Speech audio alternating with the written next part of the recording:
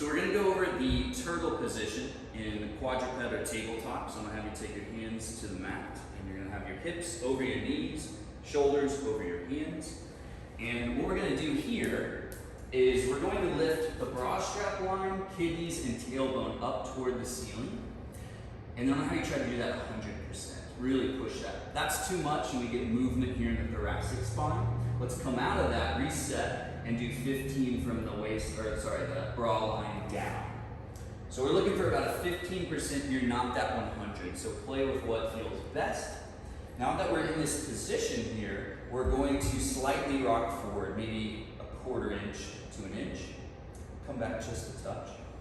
And then when you lean forward, you'll notice this builds down a little bit towards the ground. We'll pick up a little bit, reset that 15%. And from this position, leaning forward, we're going to take really long nasal inhales, high volume, slow nasal inhales, trying to build out the kidneys or the back in a spherical fashion. On the exhales, slightly audible pursed lip exhales. And we're going to do anywhere from 1 to 2 minute holds or 5 to 8 breaths. If the wrists are starting to feel a little tense, we can go into fists. Awesome. And you want to reset. If you change your hands, you're going to change your spine, so you want to reset if possible. And again, 1 to 2 minutes, 5 to 8 breaths here. I'll have you come back and take a breather. So we're going to put a few progressions into this. And so the next one, we're going to add some cues for the feet. So I'll have you come back into position here. We'll go for the 15% yet again. And really push that back. Awesome. Now kind of relax this a little bit. We're a little past 15. And then find your 15 one more time. It's pretty hard to do. Don't worry if you're not doing it exactly right. You just don't want to jam the spine up to the ceiling. It's just a light lift from here to here.